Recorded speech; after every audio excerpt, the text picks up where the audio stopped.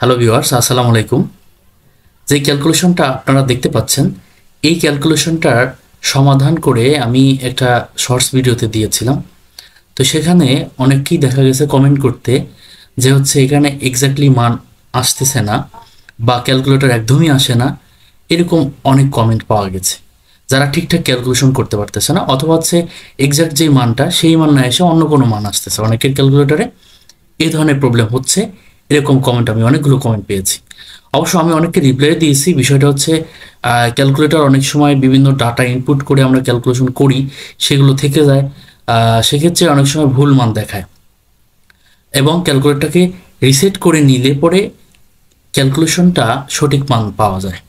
তো ক্যালকুলেটর কিভাবে রিসেট করতে হবে তার সেজন্য আমি একটা ভিডিও অলরেডি করে শর্টস ভিডিও করে আমার চ্যানেল আপলোড দিয়ে দিছি এবং অনেকেই বলেছি যে ক্যালকুলেটরটা অন্তত রিসেট করে তারপরে ক্লিয়ার করে তারপরে যেন এই ক্যালকুলেশনটা করা হয়। তো অনেকেই এই বিষয়গুলো বুঝতেছে না, কিভাবে রিসেট করব বা ক্লিয়ার করব তারপরে বিষয়টা করব। অনেকের দেখা যায়, দেখুন আমার যে ক্যালকুলেটরটা দেখা যাচ্ছে সেখানে এইখানে যেটা দেখাচ্ছে এখানে কিন্তু ডি লেখা আর এখানে ম্যাথ লেখা আছে। এই ডি হচ্ছে ডিগ্রি। অনেকে আমরা এই থিটার মানটা ডিগ্রিতে বের করব। অনেকের ক্যালকুলেটরে এই ডিগ্রিটা না থেকে, যেমন এখানে থাকে রেডিয়ান আর দেওয়া থাকে, যেমন এখান থেকে আমার এই যে 4 নাম্বারটা রেডিয়ান আছে। আমি যদি এখানে 4 প্রেস করি, দেখুন এখানে ডি এর জায়গায় 8 চলে আসছে। তো যখন আপনার ক্যালকুলেটর এরকম ফাংশন এলোমেলো থাকবে তখন কিন্তু সঠিক মান দেখাবে না। তো এইগুলো অনেকে লক্ষ্য না করে ক্যালকুলেশন করতে গিয়ে দেখা যাচ্ছে সঠিক মান পাচ্ছে না। তো সেজন্য অবশ্যই আপনাকে যেটা করতে হবে, আবার অনেক সময় দেখা যাচ্ছে যে আমরা অনেক ক্যালকুলেশন করি, সেগুলো ডাটা ইনপুট থাকে, ফলে আমাদের এই ক্যালকুলেশন এক্স্যাক্টলি আসে না। সেজন্য সবচেয়ে সহজ উপায় হচ্ছে এটাকে রিসেট করে ক্লিয়ার করে নেওয়া। সেজন্য দেখুন আমাদের কি করতে হবে। দেখা যাচ্ছে এত কথা কিন্তু এক্স্যাক্টলি শর্ট ভিডিওতে বলা সম্ভব হয় না। তো এই জন্য শর্টসে না বলে আমি এইটাকে আবার নর্মাল ভিডিও করে দিচ্ছি। বিষয়টা আপনারা এখানে ক্লিয়ার হবেন। প্রথমে যে কাজটা করতে হবে, আপনাকে শিফট বাটন প্রেস করতে হবে ক্লিয়ার করার জন্য বা রিসেট করার জন্য। প্রথমে শিফট বাটন প্রেস করতে হবে, দেন এই 9 প্রেস করতে হবে।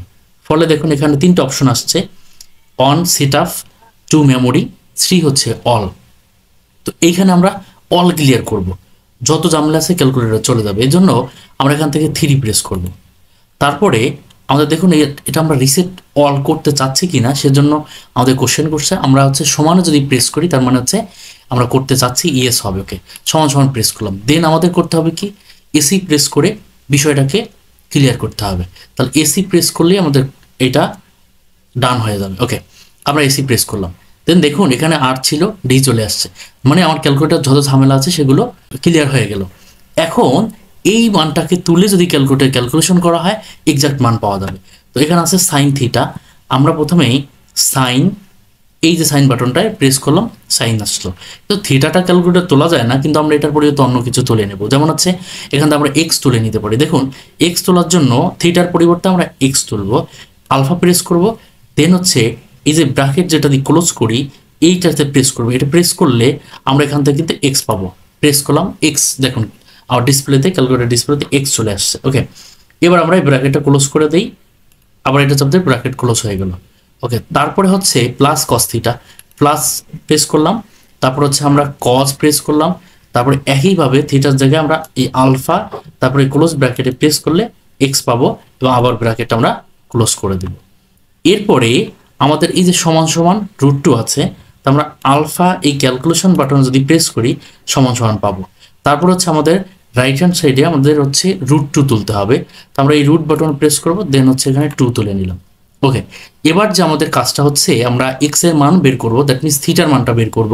সেজন্য আমাদের যে কাজ করতে হবে, শিফট, তারপর ক্যালকুলেশন, তারপর সমান সমানে প্রেস করতে হবে। একটু ওয়েট করতে হবে। অনেক সময় দেখা যাচ্ছে কারো কারো বেশি টাইম লাগতেছে, কারো কারো ক্যালকুলেটার কম টাইম লাগতেছে। দেখুন আমার এখানে ক্যালকুলেটারে খুব ইজিলি অল্প সময়ের মধ্যে চলে আসছে। কারো কারো ক্যালকুলেটারে হতে পারে এরকম কিছুটা বেশি টাইম লাগতে পারে, তবে বেশি টাইম আপনার লাগবে না যখন আপনি এটা ক্যালকুলেটার রিসেট করে নেবেন। এইভাবে যখন কোনো পরীক্ষার হলে হোক বা বাসায় হোক, যখন আপনি কোনো ইকুয়েশন সলভ করবেন ক্যালকুলেটরের মাধ্যমে, তখন অবশ্যই ক্যালকুলেটরটাকে এভাবে ক্লিয়ার করে নেবেন। আশা করি সকলে বুঝতে পারছেন। আজকে পর্যন্তই, ধন্যবাদ সকলকে।